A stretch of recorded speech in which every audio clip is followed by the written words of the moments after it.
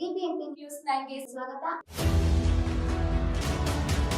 ಮೊದಲಿಗೆ ಮುಖ್ಯಾಂಶಗಳು. ಒಂದು ಮೂಢನಂಬಿಕೆ ಹೋಗ್ತಿದ್ರ ಸರ್.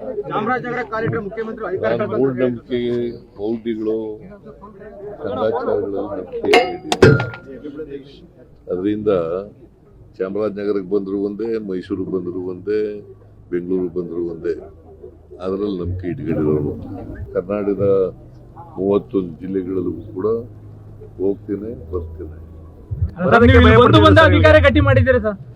ಇಲ್ಲಿ ಅಧಿಕಾರ ಗಟ್ಟಿ ಆಗಿದೆ ಸರ್. ಒಳ್ಳೆದಲ್ಲ. ಮೂಢನಂಬಿಕೆಯಲ್ಲಿ ನಂಬಿಕೆ ಇಲ್ಲ ಅಂತಂದ್ಮೇಲೆ ಇವೆಲ್ಲ ಪ್ರಶ್ನೆಗಳು ಬರೋದೇ ಇರಲಿಲ್ಲ. ನೀವು ಭಾಷಣದಲ್ಲಿ ಹೇಳಿದ್ರಲ್ಲ ಸರ್, ಅಧಿಕಾರ ಇಲ್ಲಿ ಬಂದಾಗೆಲ್ಲ ಅಧಿಕಾರ ಗಟ್ಟಿ ಆಗಿದೆ ನಿಮಗೆ ಅಂತ ಸರ್. ಅದಕ್ಕೆ ಹೇಳದ್ದು ಮೂಢನಂಬಿಕೆಗಳು ನಂಬಲ್ಲ ಅಂತ ಒಂದು. ಚಾಮರಾಜನಗರಕ್ಕೆ ಬರಬಾರದು ಅಂತ ಯಾರು ಹೇಳ್ತಾ ಇದ್ರು ಅವರಿಗೆ ಅರಿವಾಗ್ಲಿ ಅಂತಕ್ಕಂಥದ್ದು ಎರಡನೇದು.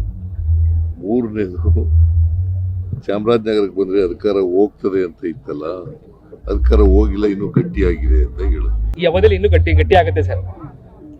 ಗಟ್ಟಿಯಾಗಿರ್ತದೆ, ಈಗಲೂ ಗಟ್ಟಿಯಾಗಿದೆ, ಮುಂದೇನೂ ಗಟ್ಟಿಯಾಗಿರ್ತದೆ. ಸಿದ್ದರಾಮಯ್ಯನವರು ನುಡಿದಂತೆ ನಡೀತಾರೆ ಅಂತ ಸಿಎಂ ಅಂದ್ರೆ ಅಂತ ಸಿಎಂ. ಆದ್ರೆ ನಮ್ಮ ಅಣ್ಣ ಸಿಎಂ ಆಗ್ತಾನೋ ಆಗಲು ಅವ್ರಿಗೆ ಅದೃಷ್ಟ ಇದ್ರೆ ನೋಡ್ಬೇಕು ಅನ್ನೋ ತರದಲ್ಲಿ ಡಿ ಕೆ ಸುರೇಶ್ ಅವರು ಈ ಬೆಂಗಳೂರಿಗೆ ರಿಯಾಕ್ಟ್ ಮಾಡಿದ್ದಾರೆ. ಅದಕ್ಕೆಲ್ಲ ನಾವು ಕಾಮೆಂಟ್ ಮಾಡಕ್ ಹೋಗಲ್ಲ.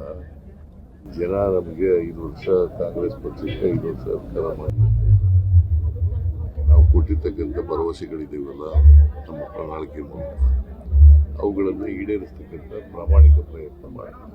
ನವೆಂಬರ್ ಕ್ರಾಂತಿ ಅಂತಿದ್ರು ಸರ್. ನವೆಂಬರ್ 21 ಕ್ರಾಂತಿ ಅಂತ ಹೇಳೋದು ನೀವೇ ಹುಟ್ಟಾಕಿದವರು.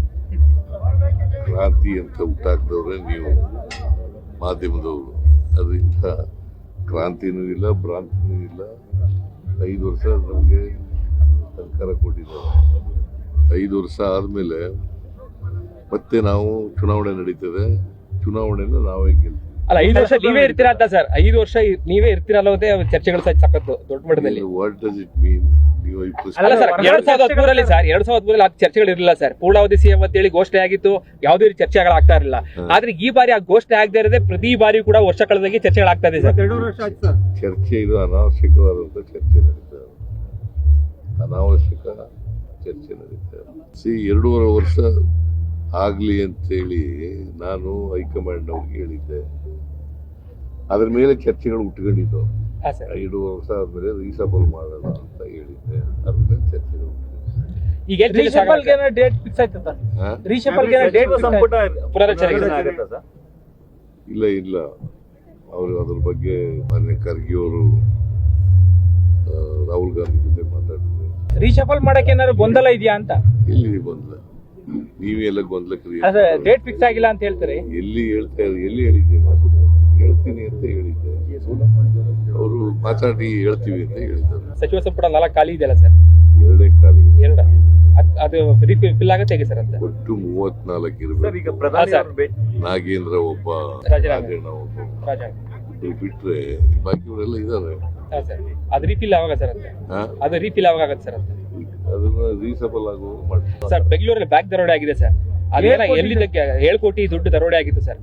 ಈ ಪ್ರಕರಣ ಜಾಸ್ತಿ ಆಗ್ತಾ ಇದೆಯಲ್ಲ ಸರ್ ಅಂತ? ಸುಳಿವು ಸಿಕ್ಕಿದೆ. ನಾವು ಅವ್ರನ್ನ ಕಾರು ಈಗಾಗಲೇ ರಿಕವರ್ ಆಗಿದೆ, ಉಪಯೋಗಿಸಿದಂಥ ಕಾರು. ಅವ್ರು ಯಾರು ದರೋಡೆಕೋರರು ಇದ್ದಾರೆ ಅವ್ರನ್ನು ಕೂಡ ಪತ್ತೆ ಹಚ್ತೀವಿ, ಅವ್ರನ್ನ ಅರೆಸ್ಟ್ ಮಾಡೇ ಮಾಡ್ತೀವಿ. ದೆಹಲಿಗೆ ಹೋಗಿದ್ರಿ, ಮೋದಿ ಅವರೆಲ್ಲ ಭೇಟಿ ಆಗಿದ್ರಿ ಸರ್? ಏನಾಯ್ತು ಸರ್ ಅದೆಲ್ಲ? ಅವ್ರು ಹೇಳಿದ್ದೀನಿ ನಾನು. ಒಂದು ಮಳೆ ಜಾಸ್ತಿ ಆಗಿದೆ ಈ ಸಾರಿ, ಅದಕ್ಕೆ ಪರಿಹಾರ ಕೊಡಬೇಕು ಅಂತ ಹೇಳಿದ್ದೀನಿ.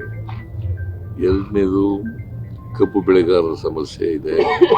ಕಬ್ಬು ಬೆಲೆ ನೀವು 10.5 ಇಳುವರಿಗೆ 3,550 ಕೋಟಿ, ಇನ್ಕ್ಲೂಡಿಂಗ್ H&T ಅಂದರೆ ಹಾರ್ವೆಸ್ಟಿಂಗ್ ಅಂಡ್ ಟ್ರಾನ್ಸ್ಪೋರ್ಟ್ ಕಾಸ್ಟ್ ಸೇರಿ.